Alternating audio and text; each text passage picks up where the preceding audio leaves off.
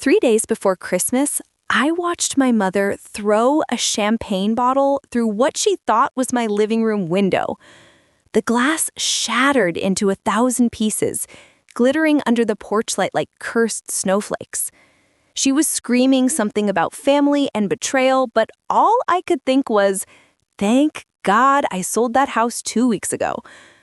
I'm Elena, and this is the story of how my family tried to destroy my life over $135,000 and ended up destroying their own instead. It started 18 months earlier, on a scorching July afternoon when I was still naive enough to believe that blood meant something. I was 31, sitting in my cramped one-bedroom apartment that cost me $1,400 a month, staring at my savings account. $135,000. 7 years of sacrifice stared back at me from that screen. 7 years of eating rice and beans 4 nights a week. 7 years of cutting my own hair in the bathroom mirror. 7 years of saying no to vacations, to concerts, to every single thing that cost more than $20.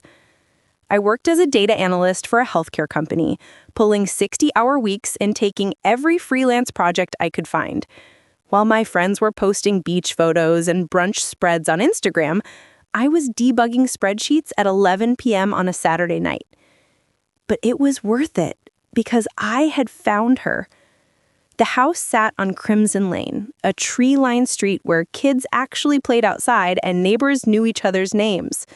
3 bedrooms, 2 baths, original hardwood floors from 1952, and a kitchen with windows that faced east, so the morning sun turned everything golden. The backyard had an oak tree that had to be at least 80 years old. $130,000. I could afford it with money left over for repairs and furniture. Every Sunday, I drove to my parents' house in Riverside for dinner. It was tradition. Dad would grill chicken on the back patio. Mom would make her Caesar salad that was mostly just iceberg lettuce and bottled dressing. And my older sister Brooke would show up with her husband Cameron, talking about their latest investment opportunity that was definitely going to make them millionaires. Brooke was 34 and had never held a job for more than 8 months. Cameron was 36 and had the same employment record. Together, they were a disaster disguised as ambition. In 2019, they opened a boutique coffee shop that went bankrupt in 11 months. My parents refinanced their house to pay off the $40,000 in debts. In 2021, they launched an online wellness brand selling supplements that turned out to be overpriced vitamins from Costco. My parents took out a second mortgage to cover it. And in July 2023, they were back with another brilliant plan. "We're starting a luxury pet spa," Brooke announced that Sunday, her eyes gleaming with that manic energy I'd learned to fear. High-end grooming, organic treats, aerotherapy for anxious dogs. The market research shows pet owners in this county spend an average of $800 annually on premium services. Cameron nodded along like a bobblehead. "We've got the whole business plan mapped out. Projected revenue in year 1 is $180,000. I kept eating my chicken and said nothing. "The only thing we need is startup capital," Brooke continued. She pulled out a folder bulging with papers. "I've got everything here. Vendor quotes, lease agreements, marketing strategy, competitor analysis. We just need $140,000 to get the doors open." The room went quiet, except for the sound of my fork scraping against my plate. Mom cleared her throat. "Elena, honey, we know you've been saving money." My stomach dropped. "We know you have about $135,000 in your account," Dad added, like he was discussing the weather. "We were thinking this could be a family investment." I looked up at them, at my parents who had raised me, who had supposedly loved me unconditionally for 31 years. They had discussed my finances behind my back. They had calculated exactly how much I was worth to them. "I'm not investing my house money in Brooke's pet spa," I said quietly. Brooke's face crumpled like I'd slapped her. But if you invest now, you could double your money in 2 years, maybe even triple it. You could buy an even better house then. I actually laughed. I couldn't help it. Brooke, you've failed at business twice. Both times, Mom and Dad had to bail you out. Why would I trust you with my life savings? That's cruel, Mom said, her voice sharp. Those were learning experiences. Brooke is older now, wiser. She's had 2 learning experiences that cost our parents their financial security, I shot back. Maybe it's time to learn that entrepreneurship isn't for everyone. Brooke burst into tears and ran from the room like we were teenagers again. Cameron called me heartless and followed her outside. Dad's face turned red. How dare you speak to your sister that way? How dare you discuss my finances without asking me first? Mom stood up, her chair scraping loudly against the floor. Brooke is family. Family helps family. She's trying to build something and you're being selfish. I'm being selfish. My voice rose despite my best efforts to stay calm. I worked 7 years for this money. 7 years of living like I was broke while making a decent salary. I'm buying a house, Mom. My first house. I'm not gambling it on another one of Brooke's schemes. It's not a scheme. It's a legitimate business venture. Then she can go to a bank and get a legitimate business loan. The silence that followed was heavy and cold. Dad stood up slowly. His face was stone. You have 2 choices, Alina. You give your sister that money, or you're no longer welcome in this family. I stared at him, at this man who taught me to ride a bike, who came to every school play, who told me I could be anything I wanted. And I realized I was looking at a stranger. Then I guess I'm not welcome anymore, I said. I walked out of that house, drove home to my cramped apartment, and cried for 3 hours straight. Then I blocked all their numbers and changed my email password. If they wanted to cut me out over money, I'd make it permanent. 2 months later, in September, I bought the house on Crimson Lane. The closing took 45 minutes. I signed my name 23 times, handed over a cashier's check for $32,000 as a down payment, and walked out with keys to my own home. I moved in on a Saturday. My coworker Jessica helped me paint the master bedroom a soft gray. My friend David helped me haul my secondhand couch through the front door. We ordered pizza and drank cheap wine on my back patio as the sun set behind that beautiful old oak tree. You did it, she said, raising her plastic cup. You actually did it. I had. I bought a house completely on my own, without my family's help or approval. And it felt incredible. For the next 18 months, I lived in peace. Real, genuine peace that I hadn't known existed. No more Sunday dinners walking on eggshells. No more listening to Brooke's delusional business pitches. No more being treated like an ATM with a convenient family connection. I painted every room.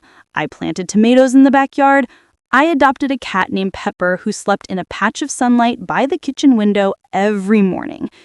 Through mutual friends, I heard that the pet spa had actually succeeded. Brooke and Cameron bought a mech mansion in the suburbs and posted constant photos of their renovated kitchen and European vacations. I was genuinely happy for them, but I felt zero regret about protecting my money. In March, I met someone. His name was Oliver, and he worked in hospital administration. We connected through a professional networking event, discovered we both loved terrible reality TV and Korean food, and started dating long distance.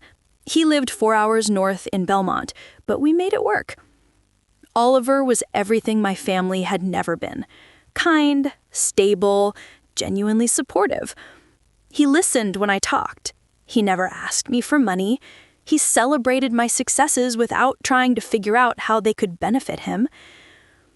By November, we were talking seriously about a future together. He wanted me to move to Belmont. I was considering selling my house and starting fresh somewhere new with someone who actually valued me. Then, on December 8th, I got an email that changed everything. It came to my old email address, the one I hadn't given my family but had forgotten to completely shut down. The sender was Mom. "Elena, we need to see you urgently. This is about Brooke. It's an emergency. Please come home. We're begging you." I stared at that email for 20 minutes. Despite everything, these people had raised me. If someone was dying, if Dad was having a heart attack, or Mom had been diagnosed with cancer, I needed to know. I wrote back, "I'll come by this Saturday at 2 p.m. Saturday, December 10th. I sat in my car outside their house for 15 minutes, trying to gather courage. The neighborhood looked exactly the same. But what really caught my attention was the cars in the driveway. Brooke's brand new Tesla Model X, Tamron's BMW 7 Series, both cars cost more than my entire yearly salary. So this wasn't about dying parents. This was an ambush. Mom opened the door looking older and more tired. Gray streaks ran through her brown hair that had been solid brown 18 months ago. "Elena, thank you for coming. Thank you so much." The whole family was assembled in the living room like some twisted intervention. Dad in his recliner, looking grim. Cameron on the couch next to Brooke, her eyes swollen from crying. They all looked genuinely relieved to see me, but also terrified. "What's going on?" I asked. I stayed standing. "Your email said it was an emergency." Mom started crying immediately. "It's Brooke. She's in terrible trouble." I looked at my sister, who couldn't meet my eyes. Cameron was holding her hand so tight his knuckles were white. "What kind of trouble?" Dad cleared his throat. "The pet spa went under in September. The bank foreclosed on their house in October, and Brooke owes money to some very dangerous people." I felt vindication and sadness mixed together in my chest. Vindication because I'd been right all along. Sadness because losing your home genuinely sucks, even when it's your own fault. "I'm sorry to hear that," I said carefully. "But what does this have to do with me?" Brooke finally spoke, her voice barely audible. $165,000. "You owe $165,000? To who?" Cameron answered, "Private investors. They're not the kind of people who take 'I'll pay you back eventually' as an answer. They've been calling, making threats. They know where we're staying now with Brooke's parents. They know our schedules." Brooke started sobbing. "We're scared, Elena. Really, really scared." I felt bad for them. I genuinely did. But I still didn't understand why I was standing in this living room. "That's awful. But I still don't see what you want from me." Mom dropped the bomb. "We know you bought a house, a nice one. We think you should sell it and help Brooke pay these debts." I stared at her like she'd spoken another language. "Are you insane?" "You're young," Mom continued, like I hadn't said anything. "You can save up and buy another house later. Brooke and Cameron could be seriously hurt if they don't pay this money back soon." I looked around the room at all of them. These people who told me I wasn't family anymore, who hadn't called or texted in 18 months, who had no idea if I was alive or dead. "Let me make sure I understand this correctly," I said slowly. "A year and a half ago, you kicked me out of this family because I wouldn't give Brooke money for her business? Now that business has failed spectacularly, she's in debt to dangerous people, and you want me to sell my house to bail her out?" "Family helps family," Dad said with a completely straight face. "Family?" I laughed, but there was no humor in it. "You told me I wasn't family anymore. You said I was no longer welcome here. Remember?" Brooke was sobbing harder. "I know we messed up before, but this is different.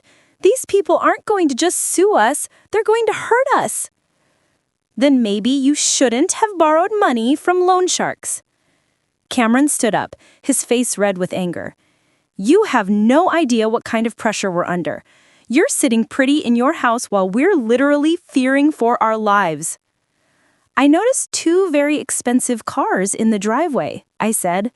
Maybe start by selling those and paying down some of the debt. We need those cars, Brooke snapped. You need them more than you need to be safe from dangerous creditors? The circular logic was making my head spin. Mom got close to my face. Too close. If you sold your house, you could pay off Brooke's debts and still have money left over for a nice apartment. A nice apartment.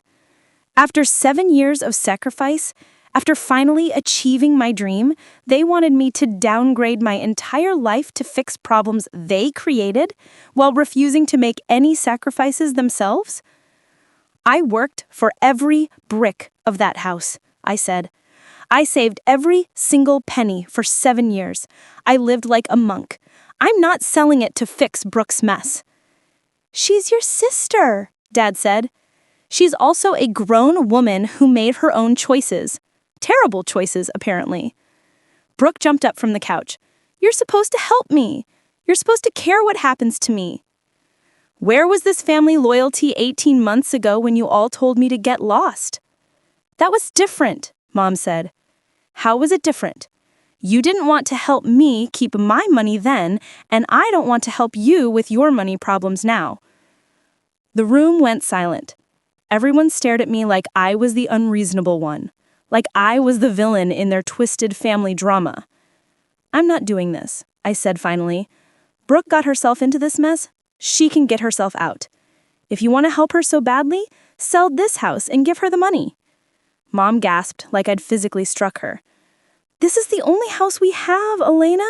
We're almost 60 years old. We can't just start over. Then you understand exactly how I feel about my house. I started walking toward the door. Brooke called after me. You're making a huge mistake. These people don't mess around. I turned back. Neither do I. I left them sitting there and drove home feeling lighter than I had in months. As soon as I got back to my house on Crimson Lane, I blocked Mom's email address, I blocked Dad's, I blocked Brooke's, and Cameron's. I was done with their drama, forever. For exactly 1 week, things were peaceful. Oliver called every night, supportive and understanding. You did the right thing, he kept saying. They can't just show up after 18 months and demand you destroy your financial security for their mistakes. I felt good about my decision. Sure, I felt bad that Brooke was scared, but that wasn't my fault or my responsibility. I had my own life to worry about, my own future with Oliver to plan. Then, December 17th happened, and everything changed in ways I never could have predicted.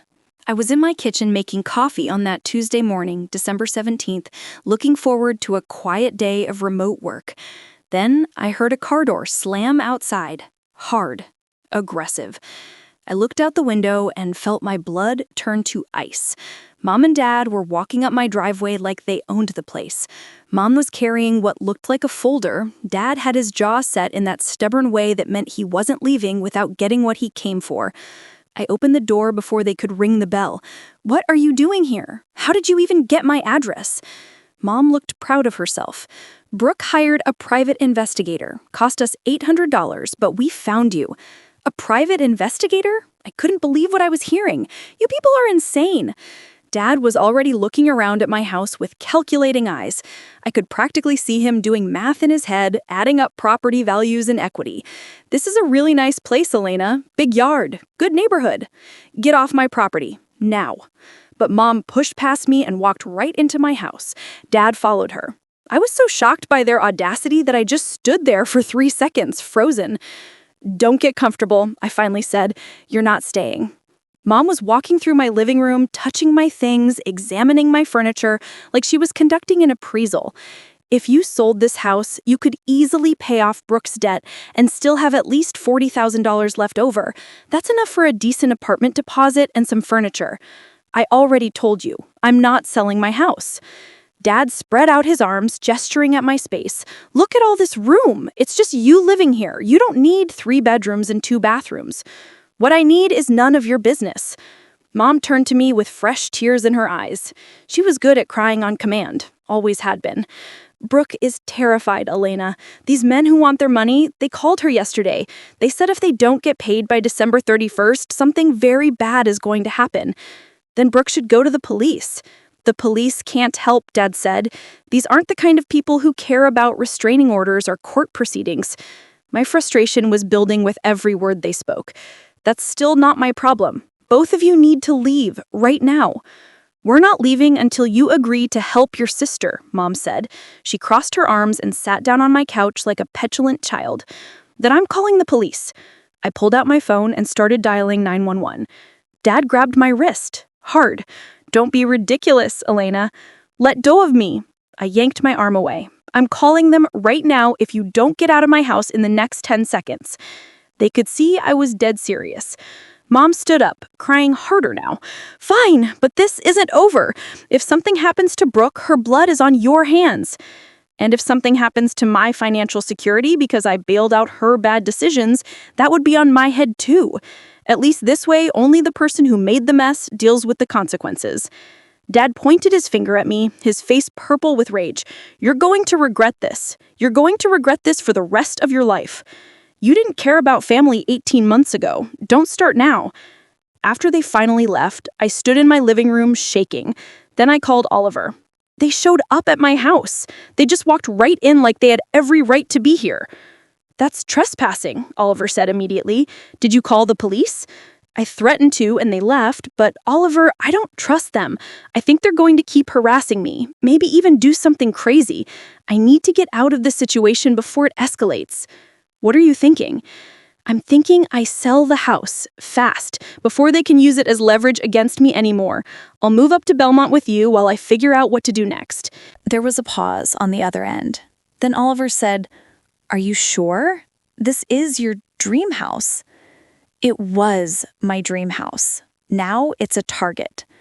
I'd rather sell it on my terms and get the money somewhere safe where they can't see it or pressure me about it. Okay, Oliver said, if that's what you want, I'm completely supportive. And honestly, having you here sooner would be amazing. We've been talking about living together anyway. I called my realtor, Sandra, within the hour. Remember when we talked a few months ago about potentially listing my house if I moved? I need to do that now, as fast as possible. How fast are we talking? I'm willing to take a 7% discount off market value if it means a quick sale. No showings, no open houses. I just need out. Sandra was quiet for a moment. That's a significant discount, Elena. Are you sure everything's okay? Family drama, I just need to move on. Actually, I might have a buyer, Sandra said. There's a couple who's been looking in your neighborhood for 6 months. They've made offers on 3 houses and been outbid every time. With that kind of discount, I think they'd jump on this immediately. Perfect. Make it happen. 2 days later, on December 19th, Sandra called me back with an offer. The couple was offering $122,000 for a house I'd bought for $130,000. With the improvements I'd made, it was probably worth $135,000 now. But I didn't care. I'd accepted immediately. Oliver drove down that weekend to help me start packing. We worked through Saturday and Sunday, wrapping dishes in newspaper, filling boxes with books, taking down curtains. "Are you okay?" he asked me Sunday night as we ate takeout Chinese food on my living room floor, surrounded by boxes. "Yeah," I said, and I meant it. This house was supposed to represent freedom and independence, but my family turned it into a weapon they could use against me. Selling it actually feels like taking my power back. The closing happened on December 22nd, 3 days before Christmas. I signed the papers, handed over the keys, and deposited $118,000 into my bank account after Sandra's commission and closing costs. Oliver had rented a small moving truck. We loaded up the last of my furniture on December 23rd and drove 4 hours north to Belmont. Pepper meowed in her carrier the entire way, absolutely furious about the whole situation. We pulled up to Oliver's apartment complex at 7 p.m. It was snowing lightly, and someone had hung Christmas lights on all the balconies. Oliver's place was a 2-bedroom on the 3rd floor with a view of the downtown lights. "Welcome home," he said, carrying Pepper's carrier inside. I followed him with a box of kitchen supplies and felt something shift inside me. This was a fresh start, a clean slate. Whatever happened with Brooke and her debt problems, it had nothing to do with me anymore. I was 240 miles away, starting a new life with someone who genuinely loved me. Christmas Eve was perfect. Oliver and I decorated a small tree we'd picked up from the grocery store. We watched terrible holiday movies and drank hot chocolate. For the first time in weeks, I felt completely relaxed. Christmas morning, I woke up to my phone ringing. It was an unknown number with my old hometown area code. I ignored it. It rang again 5 minutes later. Different number, same area code. I ignored it again. Then my phone buzzed with a voicemail. Against my better judgment, I listened to it. "Ms. Carter, this is Sergeant William Chen with the Riverside Police Department. I need you to call me back regarding an incident involving your parents, Robert and Linda Carter. This is urgent. Please call me at 555-0147. My stomach dropped. I called back immediately. "This is Elena Carter. You left me a voicemail about my parents?" "Yes, Miss Carter. Your parents were arrested last night around 11 p.m. They've been charged with breaking and entering, criminal trespassing, and destruction of property. The homeowner wants to press full charges." I sat down hard on Oliver's couch. "Breaking and entering where?" "The address is 847 Crimson Lane. Our records show that was your former residence. Is that correct?" "I sold that house 3 days ago. What were my parents doing there?" "According to the homeowner, he came home from a Christmas party to find your parents in his living room. They had broken in through the back door. They were destroying his furniture with a baseball bat and spray painting obscenities on the walls. They told him they were teaching their daughter a lesson." I couldn't breathe. I literally could not get air into my lungs. "Miss Carter, are you still there?" "Yes, I'm here. I can't believe this." "The damage is estimated at around $47,000. Your parents caused significant destruction. Broken windows, smashed furniture, holes in the walls, spray paint throughout the main floor. The homeowner is pretty traumatized. He thought he was being attacked by violent criminals." I told Sergeant Chen everything. About Brooke's debts. About them showing up at my house uninvited on December 17th. About the entire 18-month history of family dysfunction that had led to this moment. He listened patiently and took detailed notes. "So they didn't know you'd sold the house?" he asked. "Obviously not. They probably thought they were vandalizing my property as revenge for not giving Brooke money.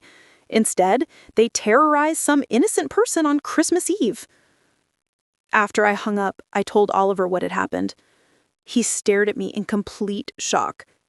"They could have been killed," he said. "What if the homeowner had a gun? What if he thought they were there to hurt him and shot them in self-defense?" I hadn't even thought of that. My parents could have been killed over this stupid vendetta, this pathetic attempt at revenge. Over the next 2 weeks, I got regular updates from Sergeant Chen about my parents' case. Their lawyer managed to negotiate a plea deal. They admitted guilt in exchange for avoiding jail time. But they had to pay full restitution to the homeowner, $47,000 for property damage, plus $8,000 in legal fees, plus $3,500 in court costs. The total came to $58,500. My friend Rachel, who still lived in Riverside, called me on January 9th with the complete story. "Elena, your parents had to sell their house. They couldn't pay the restitution any other way. The court gave them 90 days, but they sold it in 60. The irony was absolutely staggering. They had sold the house they claimed was irreplaceable. the house they said they were too old to lose. That's not even the best part, Rachel continued. You know those dangerous investors Brooke was so scared of? Turns out they weren't loan sharks or criminals. They were a completely legitimate investment firm. The worst thing they were going to do was sue her and garnish her wages. No broken kneecaps, no threats of violence, just regular legal consequences. Brooke had lied. She had manipulated everyone, including our parents, into thinking her life was in danger, when really she was just facing a normal lawsuit. Where are Mom and Dad living now? I asked. They're renting a 2-bedroom apartment with Brooke and Cameron, all 4 of them crammed into 900 square feet. From what I hear, it's a disaster. Constant fighting. Cameron apparently punched a hole in the wall last week during an argument.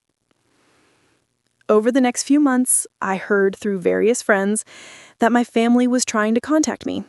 They wanted to apologize, to explain, to somehow rebuild our relationship. Every time someone brought it up, I said no. Rachel called me one more time in March. Your mom asked me to tell you she's sorry. She said they realized they handled everything wrong, that they made terrible mistakes, and want a chance to make it right. It's too late for sorry, I told her. They spent 18 months not caring if I was alive or dead. Then they demanded I bankrupt myself for Brooke's mistakes. Then they committed actual crimes because I wouldn't do what they wanted. I'm done, Rachel. Completely done. I understand, Rachel said. I just wanted to pass along the message. Oliver had been listening to my side of the conversation from the kitchen. When I hung up, he came over and put his arms around me. You okay? He asked. I'm perfect, actually. And I was. We'd been looking at houses in Belmont for a few weeks. 3-bedroom places with yards where we could eventually have kids and maybe get a dog. Places where we could build an actual future together. On March 15th, we found the perfect house, a craftsman-style home built in 1965, with original hardwood floors and a kitchen that caught the afternoon sun. It even had an oak tree in the backyard. We made an offer that same day. It was accepted 24 hours later. Oliver and I were celebrating with champagne on his apartment balcony when he got this look on his face, nervous and excited at the same time. Speaking of offers, he said slowly, I want to make you one that's bigger than just on a house. He got down on one knee, right there on that balcony with the city lights spread out behind him. He pulled out a small velvet box and opened it to reveal a simple gold band with a single diamond. Elena, will you marry me? Will you build this life with me? Buy this house together and fill it with whatever future we want? I started crying. Happy tears this time, not the sad, angry tears I'd cried so many times over my family. Yes, absolutely yes. We closed on the house on April 30th. We're getting married next October in the backyard under that oak tree. We've already started planning the garden we want to plant next spring. My career is thriving. I got promoted to senior analyst in February with a $15,000 raise. Oliver got promoted to director of operations at his hospital. We're talking about maybe starting a family in a year or two. I am genuinely happy. Really, truly, deeply happy in a way I didn't know was possible. And none of this would have happened if I'd let my family drag me into their dysfunction, if I'd sacrificed my future for their bad decisions and manipulative guilt trips. Sometimes I think about them. About Mom and Dad living in that cramped apartment with Brooke and Cameron, dealing with the consequences of their own actions. Sometimes I wonder if I made the right choice, cutting them off completely. Those moments of doubt usually last about 20 seconds. Then I remember the peace I feel now, the genuine love and support I have with Oliver, the life I'm building that's based on mutual respect instead of manipulation. Brooke created her own problems through terrible business decisions and an inability to learn from repeated failures. Mom and Dad chose to enable her destructive behavior instead of letting her face natural consequences. They all chose to harass me, invade my privacy, and ultimately commit crimes instead of dealing with their issues like adults. I chose differently. I chose to protect my financial security and my mental health. I chose to build a life with someone who doesn't treat me like an ATM. I chose to surround myself with people who support me without demanding I destroy myself for their benefit.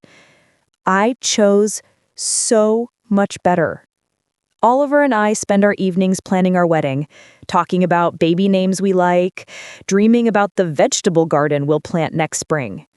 We're living the life I always wanted, but didn't think I deserved. My family taught me an important lesson, even if they didn't mean to. Sometimes, the people who are supposed to love you unconditionally are actually the ones who place the most impossible conditions on that love. And sometimes, walking away from toxic family members is the most loving thing you can do for yourself. I learned that the hardest boundaries we set are often the ones that finally set us free. And I don't regret cutting them off. Not for a single second.